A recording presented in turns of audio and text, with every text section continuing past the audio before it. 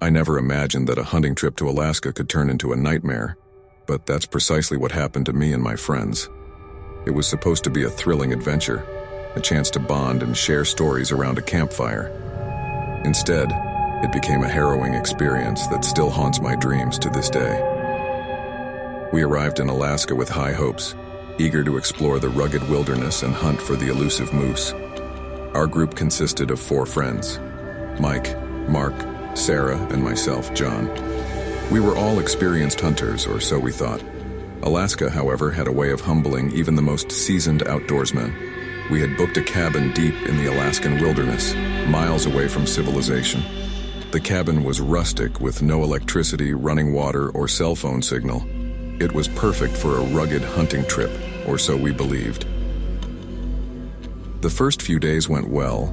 We explored the vast forests, tracking moose and setting up trail cameras to monitor their movements. Nights were spent around the campfire, regaling each other with hunting tales and drinking whiskey to keep the chill at bay. We had no reason to suspect anything was amiss until the 3rd night. That night, a bone-chilling wind swept through the forest, making the trees groan and the cabin creak. We huddled closer to the fire, trying to ignore the feeling of being watched. Mark broke the uneasy silence with a nervous laugh. "Guess even the moose don't like this weather," he said, trying to lighten the mood. But as the hours passed, the unease in the air grew palpable. Strange noises echoed through the forest, rustling leaves, snapping twigs, and low guttural growls that sent shivers down our spines. Sarah suggested it might be wolves, but Mike dismissed the idea, saying wolves wouldn't come this close to our campfire. Tensions were running high, and we couldn't shake the feeling that something was out there lurking in the darkness. We decided to turn in for the night, promising ourselves that we would pack up and leave first thing in the morning. I barely slept that night, and when I did, it was plagued by vivid nightmares. In one, I was being chased through the woods by an unseen predator, its hot breath on my neck. In another, I was trapped in the cabin, the walls closing in around me. I awoke to the sound of Mark's frantic voice. "Wake up, everyone, something's outside." His words were laced with terror, and I could hear the fear in his voice even before I opened my eyes. As we stumbled out of our sleeping bags and grabbed our flashlights, a blood-curdling scream pierced the night. It was Sarah's voice, and it was coming from just outside the cabin. We rushed outside, our hearts pounding in our chests. The scene that met our eyes defied all explanation. Sarah was suspended in midair, her body contorted at an unnatural angle, as if she was being held by an invisible force. Her eyes were wide with terror, and she was gasping for breath. "Help me, please," she screamed, her voice strained and desperate. We rushed toward her, but an invisible barrier seemed to prevent us from getting any closer. It was as if an impenetrable wall of air surrounded her. "Shoot it, shoot it," Mike yelled, his rifle shaking in his hands. He fired a shot into the empty space around Sarah, but the bullet simply disappeared into thin air. There was no impact, no sound, nothing. Sarah's body convulsed, and her screams turned into agonized moans. It was clear that whatever held her was causing her excruciating pain. We tried to grab her, to pull her free, but our efforts were futile. And then, as suddenly as it had begun, it stopped. Sarah fell to the ground, gasping for breath, her body twisted and broken. We rushed to her side, but it was too late. She was dead. We didn't know what had just happened, but we knew we had to get out of there. We packed up our belongings in a frenzied panic, leaving behind most of our gear. As we made our way through the dark forest, we could feel eyes on us, unseen presences lurking just beyond the trees. We finally reached the nearest town, exhausted and traumatized. When we told the locals about our ordeal, they exchanged knowing glances and spoke in hushed voices. They called it the Alaskan Wraith, a malevolent spirit that haunted the deep wilderness, preying on unsuspecting hunters. We left Alaska, our friendship shattered, and the memory of that night etched into our souls. The Alaskan wilderness had taught us a harsh lesson, that there are forces beyond our comprehension, lurking in the darkest corners of the world, waiting to strike when we least expect it. And now, every time I close my eyes, I see Sarah's twisted, lifeless body and hear her screams echoing in my nightmares. a chilling reminder of the horrors that can await those who dare to venture into the unknown. The wind howled through the dense Alaskan forest, sending shivers down my spine as I trudged through knee-deep snow. My breath came out in heavy, foggy puffs, and I could feel the icy fingers of winter tightening their grip on the land. It was supposed to be a dream hunting trip, but it had quickly become a nightmare. My name is Jack, and I had always been drawn to the rugged wilderness of Alaska. The idea of hunting in these untamed lands had been a lifelong dream, and when the opportunity finally came, I couldn't resist.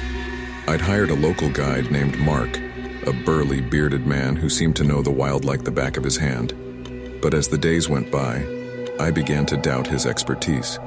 We had been tracking a massive grizzly bear for 3 days, following its enormous paw prints through the snow. The excitement of the hunt had slowly morphed into a gnawing sense of unease. The bear's tracks were different from what Mark had described, too fresh and too large. It felt as if we were the ones being hunted.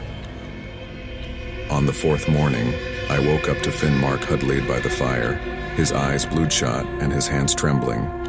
He told me he'd heard something moving in the woods during the night, something big and unnatural. I chuckled nervously, dismissing it as fatigue and paranoia. We were just chasing a bear after all.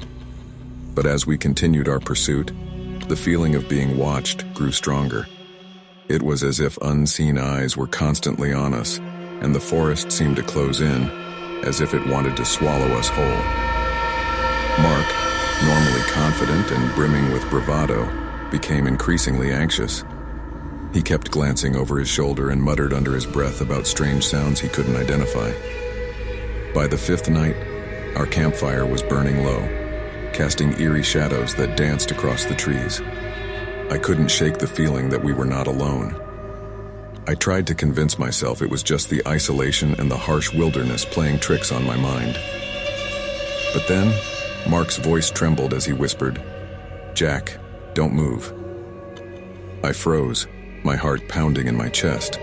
Mark's eyes were locked on something behind me. Slowly I turned, and my heart dropped into my stomach. Emerging from the darkness was not the grizzly bear we had been tracking, but a creature straight from my nightmares. It stood on 2 legs, towering at least 8 feet tall, covered in matted, dirty fur that hung from its hulking frame. Its eyes gleamed with a malevolent intelligence, and long, gnarled claws extended from its massive hands. The creature let out a guttural growl that sent a shiver down my spine. Mark raised his rifle, his hands shaking uncontrollably, but the creature was faster. In a blur of movement, it lunged at him, its claws slicing through the air. I watched in horror as Mark's scream was cut short, replaced by the sickening sound of tearing flesh and cracking bones.